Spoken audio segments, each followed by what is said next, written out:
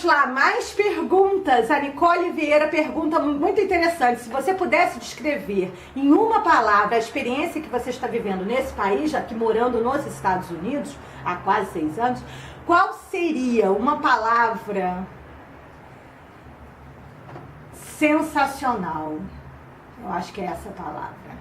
No mais sentido amplo, ter tudo a sensação, eu acho que sensação, a gente tem uma sensação diária de mudança, do novo, e do frio na barriga, e das dúvidas, e da adaptação, e da outra cultura, do aprendizado. Eu acho que é isso, você se reinventa, né? A gente passa bastante tempo sozinho, tem a oportunidade de pensar e repensar algumas coisas, enfim, como a gente está longe do Porto Seguro, a gente vê até a nossa família e nossos amigos por uma outra perspectiva. Isso é bom, é maravilhoso.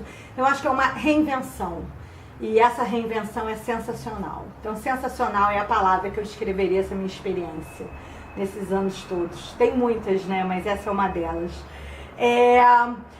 Sobre o idioma, João Vitor Maia, você era fluente ou aprendeu com a nova rotina? Eu falava inglês, comecei a fazer inglês aos 15 anos de idade, num curso no Brasil chamado CCA, me formei no CCA, fiz intercâmbio na Inglaterra, fiz também, passei, quando eu ainda estava na faculdade, também passei uma temporada aqui na Flórida com 2 amigos, a gente alugou um apartamento.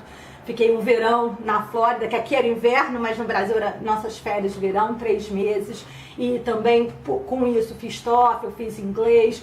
E sempre tive trabalhos que de uma certa forma eu praticava o idioma. Além disso, como sou obcecada por seriados de televisão e filmes, eu estava sempre em contato com o idioma, tentando ler inglês, livros e revistas, sempre que eu podia, para não esquecer e tentar sempre enriquecer o vocabulário. E obviamente assistindo tudo o máximo que eu pudesse sem legenda, né? E eventualmente eu tinha amigos de outras partes do mundo, mas muito eventualmente, quando a gente visitava, mantinha em contato, falava inglês. É óbvio, eu trabalhei também em multinacional no Brasil, numa empresa americana chamada Ernst Young, e isso ajudou bastante para, né, manter o idioma em dia. Claro que a gente tem que fazer todos esses esforços e correr atrás. Então eu era fluente, eu já falava bem, entendia tudo, lia, parará. Só que é o seguinte, quando uma vez que você realmente chega aqui para morar, para viver, você vê que por mais que você fale, que seu inglês seja ótimo, e era maravilhoso, a gente ainda tem muito que aprender, né? Da mesma forma que um estrangeiro, se chegar no Brasil, por mais que ele fale português e tal, já tem uma noção, sabe escrever, entende e tal, quando ele realmente for participar do dia a dia, começar a fazer amigos aí e tal, ele vai ter que aprender o idioma na sua essência, né? E é mais ou menos o que acontece com a gente. Então eu era fluente, eu acho que ajuda, né? Quando a gente já chega aqui falando o idioma, tendo uma boa noção do idioma, é óbvio que ajuda. Mas também muita gente vem pra cá estudar inglês. Então se você ainda vem jovem, e quanto mais novo vem, mais rápido aprende. Isso é fato, gente.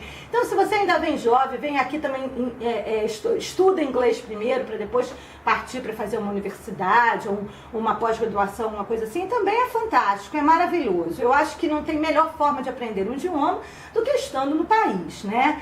Mas é claro, quanto mais você já tem de experiência, é melhor, como tudo na vida. Então sim, eu já falava, mas assim, reaprendi aqui, gente. Maria Eduardo Oliveira, qual foi a situação mais engraçada ou mais perigosa que vocês já enfrentaram? Engraçado, falando dessa questão do idioma, né? Logo no começo, quando a gente, né, chega aqui, por mais que eu já falasse inglês e tivesse uma excelente noção, fosse formada e tudo mais, quando chega aqui você paga altos micos, assim, porque você não entende, especialmente no telefone. Pelo menos esse foi o meu caso, tá, gente? Talvez seja diferente para outras pessoas que vocês façam essa pergunta. Mas pelo menos no telefone as pessoas falavam, eu não entendia, eu respondi uma coisa assim que não tinha nada a ver, a pessoa pedindo lápis, né, pencil, e eu entendi uma coisa totalmente diferente, a pessoa ficava perdida, enfim. Então esse tipo de situação engraçada, divertida, acontecia muito. Ainda acontece, tá? Não vou mentir pra vocês, não. Ainda acontece, mas assim, no começo, logo que a gente chega, né, se adaptando mesmo e incorporando, né, a cultura e ouvindo um outro idioma 24 horas por dia, isso ainda é muito comum. Hoje no telefone eu falo mais tranquila e tal, mas ainda tem os meus dias que eu realmente, né, o freak out, como eles falam, que eu não entendo. De repente estou falando com uma pessoa de um outro estado, do sul dos Estados Unidos, tem um sotaque muito diferente e é mais difícil de entender, porque eles falam mais cantado. Até em Nova York mesmo, eles falam super rápido, né? Os sotaques são diferentes, obviamente, assim como o Brasil. É um país grande e multicultural, né? Cada estado é de uma forma, igualzinho a gente. Então, assim, quando eu falo com alguém desses outros estados, assim, ainda tem dificuldade, às vezes, em entender. A pessoa fala uma coisa, eu peço pra repetir 1000 vezes, aí a pessoa começa a rir, eu também, porque eu respondo uma coisa totalmente desconecta. Enfim, isso é uma coisa que acontece bastante de engraçado. Agora, perigoso, olha, graças a Deus, eu vou falar sério, nesses quase 6 anos, né, 5 anos e meio que eu tô aqui em Los Angeles. Los Angeles não é uma cidade perfeita, tá, gente? É uma cidade grande, cosmopolita, como toda cidade grande, tem seus problemas, tem sua violência, sim, não é assim, o paraíso, não. Não. Tem esses problemas, tem regiões que são muito violentas, tem gangues, enfim. Então, mas como é uma cidade muito grande, muito espalhada, a geografia da cidade é espalhada, a gente, dependendo da área que a gente mora, dos lugares que a gente frequenta, a gente não vê muito isso, não está muito próximo a essa realidade, a esse tipo de perigo. Então, mas existe, a gente sabe disso, até porque tem no jornal, nas revistas e tudo mais, né? A gente acompanha, né, na internet.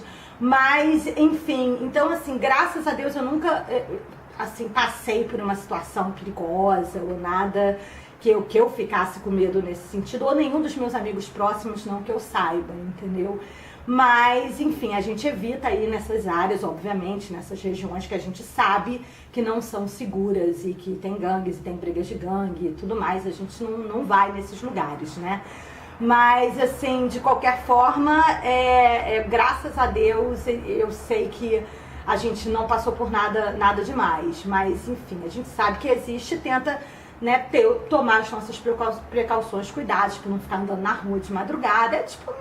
É para evitar, né? Porque aqui tem muito caso de estupro, enfim, especialmente nos estacionamentos das universidades, porque os campos são muito grandes, eles têm policiamento, tem tudo, mas é que o campus das universidades aqui são gigantescos e à noite eles são escuros, e algumas matérias, por exemplo, eu faço à noite. Então, até as próprias pessoas da universidade, eles explicam pra gente como funcionam, e eles falam, olha, não ande sozinha, ande sempre em grupo, não pare o seu carro muito longe da sua sala de aula, entendeu? Fique atento, porque infelizmente é uma coisa que tem aqui nos Estados Unidos recorrente, estupro nas universidades. E aí o CLA, a Universidade da Califórnia, onde eu estudo, é uma das que tem maior índice de estupro, é a terceira nos Estados Unidos. Então isso sai no jornal, isso é amplamente divulgado para todos os estudantes, as estudantes, né, especialmente as mulheres. Então, para realmente se protegerem e, enfim, tomarem as suas precauções. Então eu tento, né, tomo todas as precauções possíveis e imagináveis nesse caso, porque eu sei do perigo.